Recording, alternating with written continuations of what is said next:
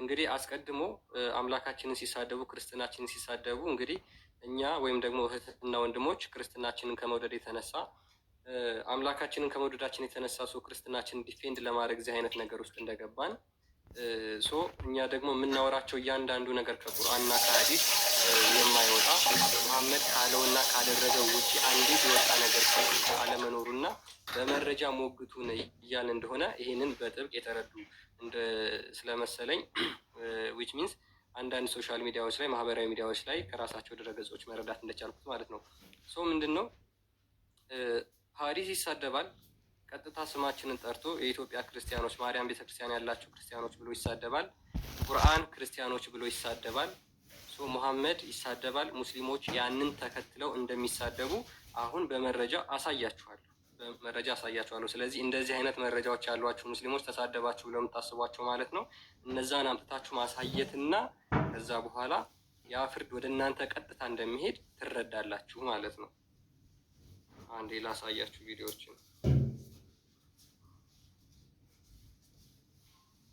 እሺ እንጠብቃለን። እስከዛ እኛም የሰደብናችሁ ጽሁፍ መረጃ እፎይ እንደዚህ ብሎ መረጃ የለውም፣ ጲላዶስ እንደዚህ ብሎ መረጃ የለውም የምትሉትን ታመጣላችሁ ማለት ነው። ታመጣላችሁ።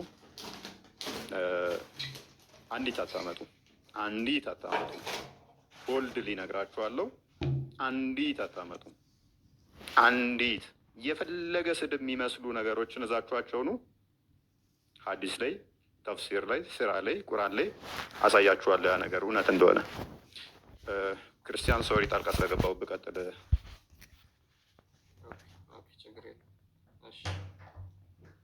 ቅዱስ ማርያምን የቱ ጋር ነው የበዳት? መንፈስ ቅዱስ ማርያምን የቱ ጋር ነው የበዳት? ወንድ ልጅ እንደሚያመልክ ሰው እዚህ በጣም የሚያሳዝን የለም እዚህ ዓለም ላይ ወላሂ።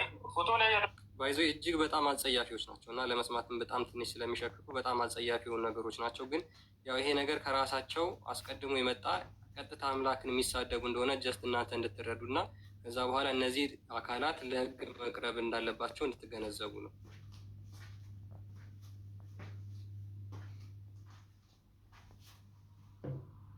መንፈስ ቅዱስ ማርያምን የቱ ጋር ነው የበዳት?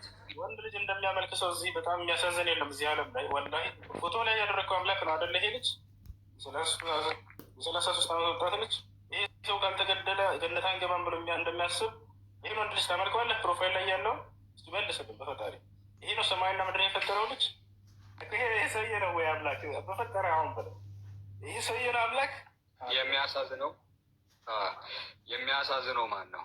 እስቲ 2000 ሰዎች የሚያሳዝነው ማን ነው? እኛ ሙስሊሞች የዚህን ወጣት የዚህን ቆንጂዬ ሰውዬ አምላክ እናመልካለን። እርሱ ደግሞ ይህንን ቆንጂዬ ያመልካል። ከሁለታችን ማን ነው የሚያሳዝነው?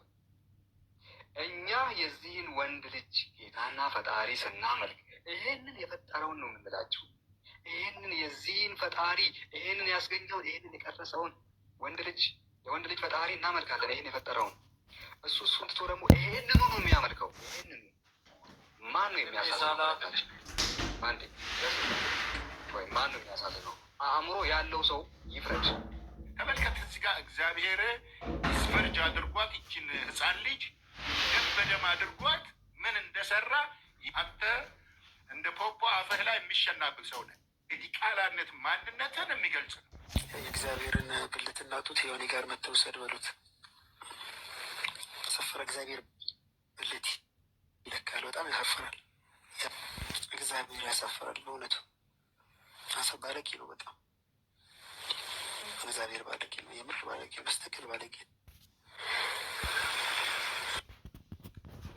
አብዛኛው ሰው እየተፋታ ያለው ዝሙት ምስሎችን አንደኛ በማየት ወይም በፖርኖግራፊ፣ ሁለተኛው ደግሞ በግብረ አውናን አሁን ላይ በጣም እየተሰማ ወይንም ደግሞ እየዋለ ሰማችሁት። ዲያቆን ስለ ራስ ማርካት እያስተማረ ነበረ። ግን ደግሞ እዚህ ጋር አንድ ነገር መናገር ፈለጉ። እርሱ ምንድን ነው? ኦርቶዶክስ ተዋሕዶ ቤተክርስቲያን በ2000 ዓመተ ምህረት ባሳተመችው መጽሐፍ ላይ ራሱ እኮ ይህን ነገር ቅዱሳን ሰዎች እንደሚያደርጉት ተናግራለች። መጽሐፈ ቀለሜንጦስ ምዕራፍ 3 ቁጥር 29 ምንድን ነው ያለው? ያዘው በሴት ሞት 40 ቀን አለቀሰ። ቅዱሳን እንዲያደርጉት ቤተክርስቲያን ፈቅዳለች ታምናለች። ቀጥልሽ። ለማንኛውም ጨርሰው ሂድ።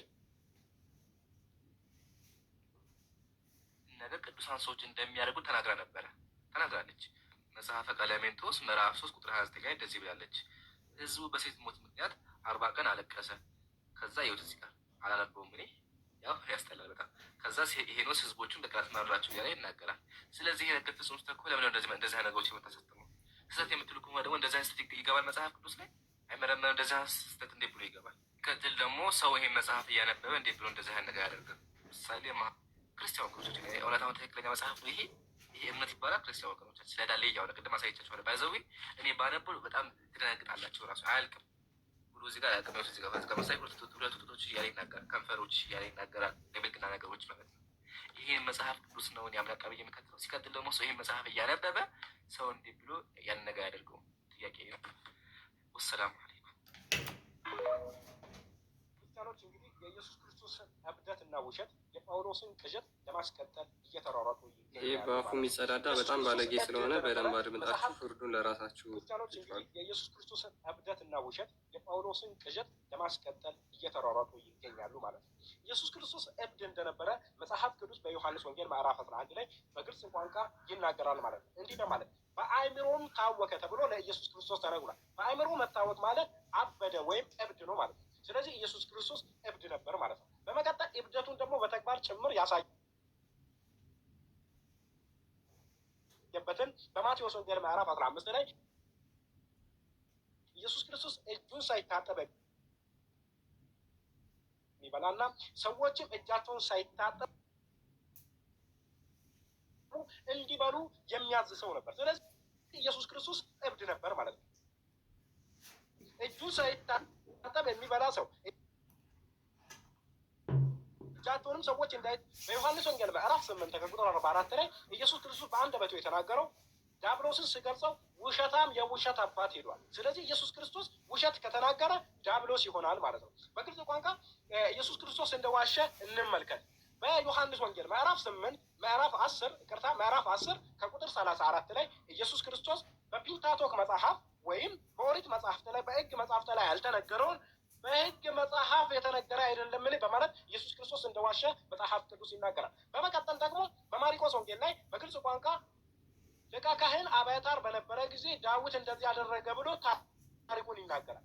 በዳዊት ጊዜ ግን ዳዊት ይህንን ታሪክ ሲፈጽም የነበረው አብያታር ሳይሆን አቤሜሌክ ነበር። ስለዚህ ኢየሱስ ክርስቶስ እዚህ ጋር በሁለቱም ዋጅቷል ማለት ነው። ውሸት ደግሞ ዲያብሎስ የሚያደርግ ከሆነ ኢየሱስ ክርስቶስ ዲያብሎስ ነበር። በመቀጠል ደግሞ ኢየሱስ ክርስቶስ እጁን ሳይታጠብ የሚበላ በሽተኛ፣ የአእምሮ ችግር አክል የነበረበት ሰው ነው ማለት ነው። ስለዚህ ይሄ በዚህ ሰውዬ መመራትን በፍጹም የሚቻል ሰው አይደለም። ስለዚህ ነው ሰዎች ክርስቲያኖች አሁንም የኢየሱስ ክርስቶስን እብደት ለማስቀጠል እየተሯሯጡ የሚገኙት ማለት ነው። ወሰላሙ አሌይኩም። በጣም አስቸጋሪ ነው። ባይዞ ይህን ራሱ ማዳመጥ ለእኛ በጣም ኃጢአት ነው፣ ወንጀል ነው። ያው ግዴታ ምንም አማራጭ ስለሌለ ነው። እግዚአብሔር ዝሙተኛ ነው፣ ዝሙት አሰርተዋል።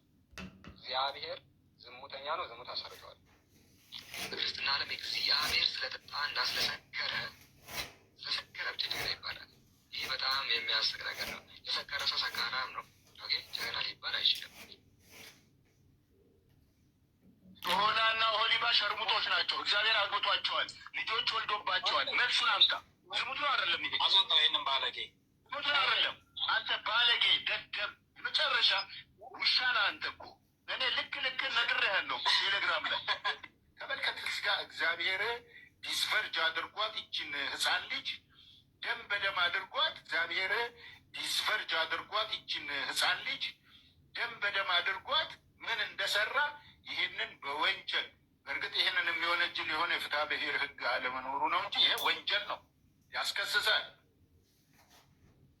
አምላክ ህግ የነበረ ወንድ ለወንድ የሚሳሳና አየሁ ይህን አምላክ ይታያል። አየህ ይህን ሽማግሌ አየኸው?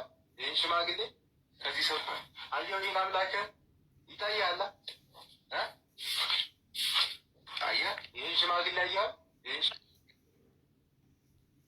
እግዚአብሔርን ብልትና ጡት የሆነ ጋር መጣ።